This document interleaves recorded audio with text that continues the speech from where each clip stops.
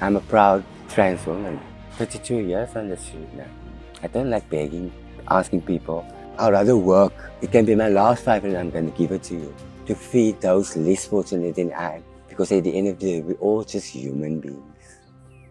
A successful person is someone who made his dream, who's dreaming of something and he goes for his dreams, he makes it a reality and he's a hard worker.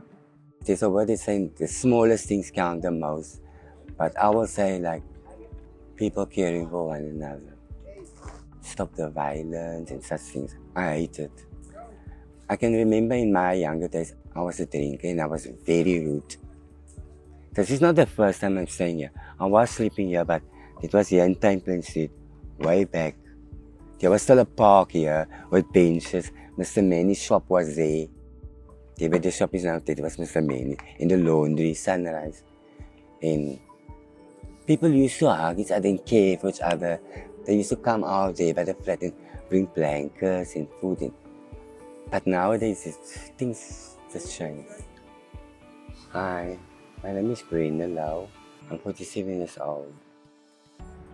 I'm a proud trans woman. And I'm not ashamed or shy. You can go check me on Facebook. Oh, you'll be shocked and surprised. There's just more. The reason why I end up in the street, I'm born and bred on the Cape Flats in a place called Manenberg. But due to poverty and gangsterism, I end up in town. Because for me, life in town was better. At least there was food every day, like soup kitchens, these places where I can wash and have a bath, and where I can be free. I like growing up in the 90s. Name calling, like Morphe, Stabani, there was always that. And it's not a good thing. But since I come to town, there's a lot of people. So I mingle with them and I feel like I'm free now. I can be whoever I want to. Because I grew up like this. This is just me. I was a trans sex worker, selling my body on the street. That's why my motto is always, my body is my business.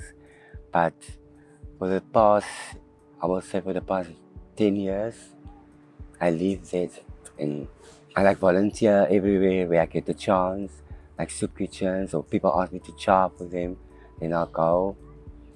But now at the moment I'm a casual worker at solid waste and Woodstock. It's okay. At least I'm doing something. I don't like begging, asking people, ma'am, don't you ever want me to? That's not me. There's a lot of guys who scratch in dustbins for food who goes down. I can't. I'm not one of them. I'd rather go to your door, knock on the door and ask for something to eat. But not husband.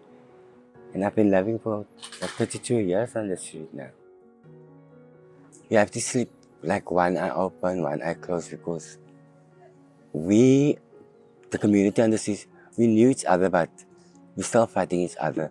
Like, I will say, people call us like strollers, but we're homeless at the end of the day. But we call ourselves we drifters. It's not nice for me robbing another drifter. It's very hard. But the hardest part is when it's winter time. It's cold, it's wet, you get flu. For instance, like I told you, I'm positive for the past 22 years. It's very quick for me to go. Struggling to get food and clothing. Those days people used to give you, but not anymore.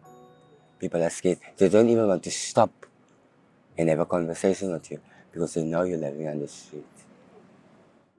My favorite part here, Tom, is we live here as a community. And there's a lot of guys, as you can see here, who are always cover up and stand up. No, that's my people. Leave her alone. And at least I have a roof over my head, my own structure. I am on the waiting list for the past 16 years. But it never materialized. At the end of the day, where I'm gonna end up? We still have a court case against law enforcement for throwing us out of the yard. But there's a company around the corner here on Ruland Street. I think it's in Quasi or something. It's lawyers, pro bono lawyers, that's fighting for the rights of homeless people. That law enforcement harass every day. Which means at the end, they can't put us out. Our next court date will be in November month at the High Court. So we're still a bit lucky. We can at least stay here. But the hardest part is it's cold, the wind is raining. Sometimes the hockey's leaking. People assume, oh, you're living on the street, you're trans. Not even though I'm trans, you scare them. You'll see if you're gonna steal or break their cars in or something like that. Which I am not. I'm not into that. I'd rather work. At the end of the week, I can say, that's my blood and sweat. That money, it's my blood and sweat. Because this is me. My biggest life lesson. I was a volunteer at St. Joseph's Cathedral in Wales. We called up Wales in Queen Victoria. I was a volunteer there for the past 13 years. It's a soup kitchen that was opened by Emeritus Desmond Tutu those days, but it was running and I love the work that I do to feed those less fortunate than I am, although I'm already less fortunate, to work with my people in the street. It was the best part for me. If you could go back to your younger self, maybe in your 20s, what would you say to younger Brenda? Finish matric, go to university maybe, and get a good job. And every month, spend some of my salary to orphanages, give something out to those less fortunate, to the community. I learned to respect other people, and you can't be always right. There is sometimes you may have to be wrong as well. And we don't have to fight each other. There is a way to solve that problem. We can talk it out. Even if you accusing me of something, and I told you it's not me, you can apologize. I'm gonna look into your face and in your eyes and apologize. Not to say like, looking down on the ground, I'm sorry. That's not remorse. You look in my face and shake my hand and we hug each other. Ubu, GCC. Something like that. When it gets tough, there's another woman, she's CEO of Triangle, her name is Carol Lennon. I make an appointment to see her, phone call, and there's quite a few friends of me who are very good, who always guide me, always there for me, a shoulder to cry on.